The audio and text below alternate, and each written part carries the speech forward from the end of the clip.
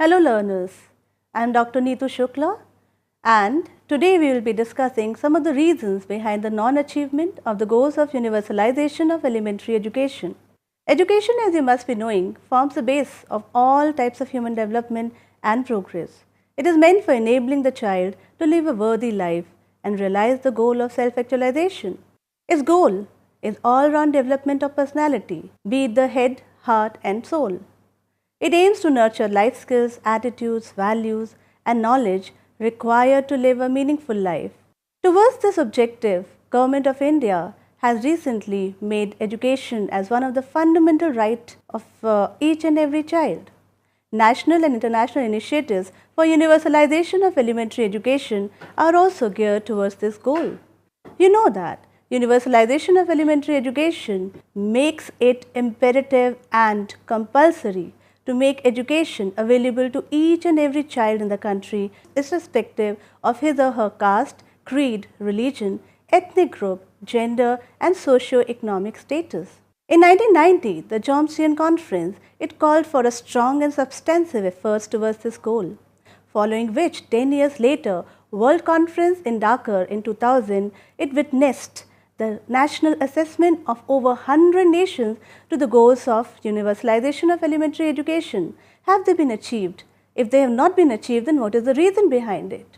And it was found that the goals were not achieved in many cases. The reasons were many, differing from nation to nation. Let us explore some of the reasons in India.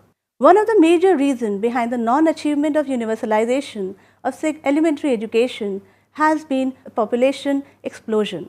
You know the speed at which this population is increasing, it is actually exceeding the rate of development. And that is one of the reasons why universalization of education has not been possible.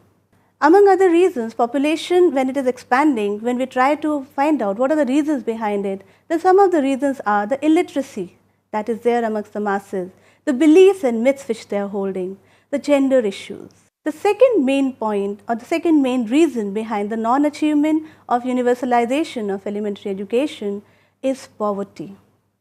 Poverty is one of the root cause why most of the parents, most of the poor family, they are not able to send their children to school. Education, which seems so convenient to many of us, is actually a luxury for them. They are not able to send them to school. Although government and international bodies, they have provided for so many advantages to them that free education will be there, free schooling will be there. But we must not forget that the day a child is enrolled in a school, a number of other expenses are included in that. The home expenditure increases. The child has to commute to the school, he has to reach the school, he has to dress up appropriately every day, he has to maintain that dress. And amongst others, there are so many other daily health and hygiene issues. Owing to all of these things, many poor families, though they are very much interested in getting their child educated, they are not able to send them to school. Apart from this, we should not forget that in poor families, they want each and every member of the family to earn. So once they send a child to school, they find that one of the earning member of their family is reduced. Another major reason why we are not able to achieve UEE is agriculture-based economy of our country. Now, due to poverty and in absence of modern technology, children are often engaged in the fields along with the parents as they are physically more agile, they are more active, they are more flexible. That is another reason why they are pulled out from the schools or never ever enrolled in the classrooms. Another major reason for not achievement of UEE is communication gaps. If we look at our country, it is so vast and is so varied. It has multiple regions, it's beautiful, it's scenic, everything is good, but there is communication gap. When we go to the remote hilly areas and the tribal areas, we find that locating a school in those areas, providing for the basic amenities of teaching learning material, providing the teachers and all these issues, it becomes really difficult. And there is no easy access to education. Even the local agencies and NGOs are also not able to help much. Now, many tribal children in our country, they are not able to enjoy the benefits of multiple initiatives taken by Government of India in conjunction with international organizations such as UNFPA, UNESCO, DFID. The reasons are again many. One of the main reasons is that the tribal child comes from a unique culture. He has a unique language, and the moment he enters a school, the day he steps into a school, he encounters a totally different culture, a totally different language. There is a vast difference between the home language and the school language. This creates a major hurdle, a major tussle, lots of anxiety among the children. Many a time it demotivates the child to go to the schools, to attend the classroom. Another major reason is the content. The content of the school curriculum, many a time it is something which is beyond the comprehension of these learners.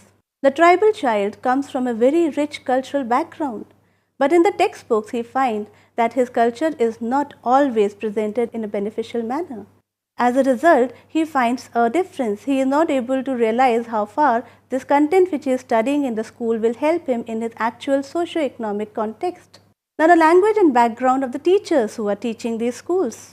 Many a time, the teachers themselves are struggling and they are coping with the syllabus, coping with the needs and aspirations of the group, of the target learners who are coming to them. They are not able to identify themselves with the values, needs and aspirations of their children. There seems to be a mismatch. And obviously, it leads to a psychological problem. The teachers and learners are not working at the same plane.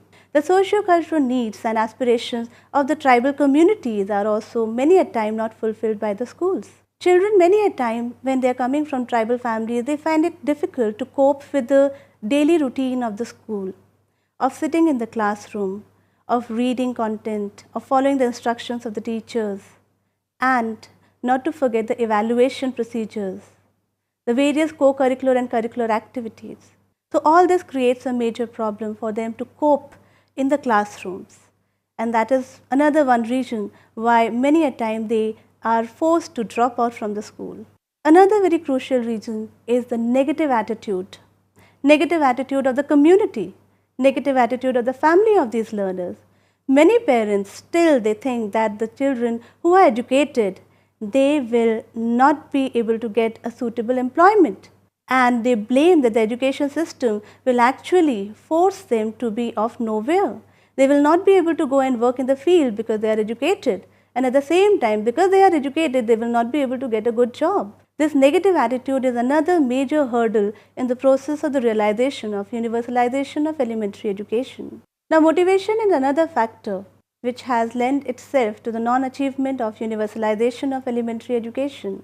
Although the government gives incentives to the school-going children such as free education, books, midday meals, scholarships and other facilities, still proper motivation is lacking among parents to send their children to the school. If we look at the Maslow's hierarchy, you will find that on the base, the most important need which needs to be fulfilled is the physiological need. Second need is the security, and then we go up higher to love and belongingness. Unfortunately, in most of the schools, these needs are not being fulfilled. So how can we expect our learners who are coming from such backgrounds to cope with the daily requirement of the school? Another important factor that we are facing in the non-achievement of universalization of elementary education is the frequent dropouts, wastage and stagnation. We often experience that even if the children are enrolled in the schools, they drop out due to various reasons. One of the primary reasons is physical environment of the school. How will you feel if the room in which you go and sit for your class is leaking from above? Or if you have mats which are torn? If you don't have proper seating arrangement? If you find that you are sitting with people, with children who are of different age groups? All these physical factors, they impact the motivational level of the learners.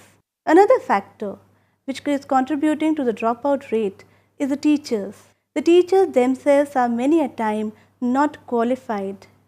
They are not aware of the socio-economic status, the socio-economic context, the rich diversity of the learners in that local context. So they are not able to relate the curriculum with the local needs of the learners. Besides this, many a time the teachers themselves are demotivated. They are not happy teaching in the classroom without teaching learning material. They are not happy if they find that they have to deal with multiple age groups at the same time. So this need has to be fulfilled. The lack of teachers has to be addressed. Another crucial factor is the curriculum. As we discussed earlier, in the case of tribal learners, if the curriculum is not related to the needs and aspirations of the target group, they will not be intrinsically motivated to attend the classroom, to read, to try to understand, to try to comprehend what the teacher is saying, what the curriculum wants to focus on. Consequently, their achievement gets affected. And if the achievement gets affected, then whole lot of chaos comes out. The society, the parents, everybody pressurizes the child that you are not able to perform well. So you might as well quit. You might as well join them in some job, in their business. So this factor that the curriculum is not addressing the local needs of the group is also leading to dropouts, wastage and stagnation amongst the learners. Repeating a class again is not a motivational thing for the learners. Lack of awareness, ignorance is also contributing to the non-achievement of universalization of elementary education. Many of the parents don't realize the importance of education in human life, and it is only out of ignorance they don't get their child enrolled in the schools. What do you think education is meant for? Why do you think we go to school? Just for marks? Just for ending up in a job? No. When we are going to a school, we are learning so many things, not just knowledge. We are also acquiring understanding. We are also acquiring education in our emotions, emotional maturity, emotional development, our values, our life skills, everything we are able to understand when we are there with our peer group, when we are there with a person who is carefully looking into our development. So the learners, when they find that the parents are not very clear about what is the objective of school education, they try to disengage their learners, their children from the school. Education is for mind, body and soul. Many a time the parents, they feel that the education in the school is actually aligning them from their culture. It is leading them to uprootedness and it is not guaranteeing job. So because of these conceptions also, the parents discourage their learners, their children to go to school. Another very key factor which the Indian society is struggling with is gender biasness. We still find that in many cultures, many communities, girls are not being given equal rights. They are not being promoted. They are not being allowed to go to school. They are not being allowed to attend classes, participate in all the activities wholeheartedly. We should not forget that when we educate a girl, we are actually educating a family. The rate of women literacy is lower than the rate of male literacy in many cases. Gender biasness is predominant and education is required to make this myth of gender stereotyping break. Many a time the girls are found to shoulder the responsibility of helping their mother in routine work and also to look after the younger brother or sister. Although the government has taken several initiatives, such as they have opened up Anganwadis and Balwadis where these small kids they can be kept and the girls can go and attend the school. Still, the families, the communities are not promoting education of the girls. Lack of stability in life is also one major factor contributing to non-achievement of UEE. There are some tribes and nomads who are always wandering. They are homeless. They move from one place to another in search of livelihoods. Now the children of these laborers, of these nomadic tribes, they lack stability. As a result, they are not able to attend classrooms. They are not able to go to school. They are not able to get education appropriately. Thus, we have seen that of the several factors that we have just gone through, population explosion is one of the things which is very much related to poverty. It is again related to the school factors and so many other factors which are leading to non-achievement of universalization of elementary education. So, if we want our nation to progress, if we want the goals of UEE to be realized, we have to ensure that we provide equal opportunities for universal access, universal enrollment and universal achievement of the learning goals. Thus, today in this session, we have seen the various reasons behind the non-achievement of universalization of elementary education in our country. These need to be addressed if we want to provide for equity and equality of opportunities to all our learners.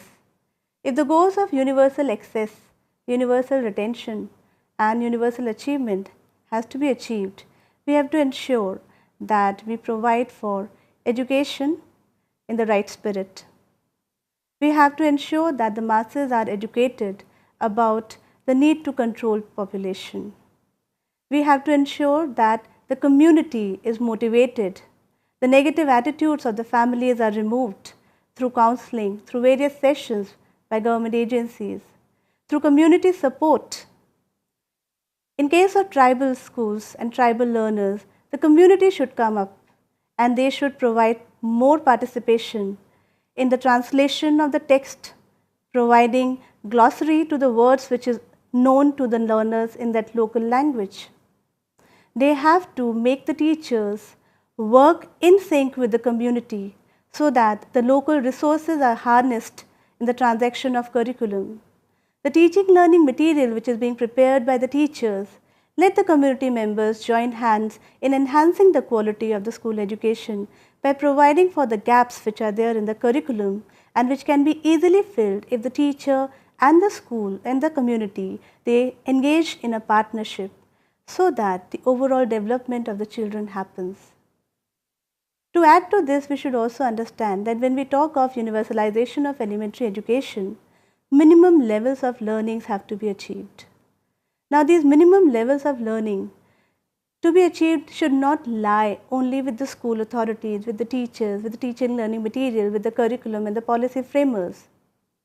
The community, the society, the social, cultural atmosphere, everything should be geared towards this achievement. They should come up, they should suggest ways in which the local needs and aspirations can be met. More interaction between the school authorities, the curriculum framers and the community should happen so that they can find out what are the practices that they are engaging in, what are the practices and values which they want their learners to carry forward. And the curriculum and the school, they can work towards organization of those activities which will carry forward the social structure, the values of that particular community, so that the feeling of uprootedness is not there, so that living, the values, the life skills are taught and transferred to the learners in the right manner. Dear learners, with this I conclude this session and we will meet again in the next session. Till then, thank you.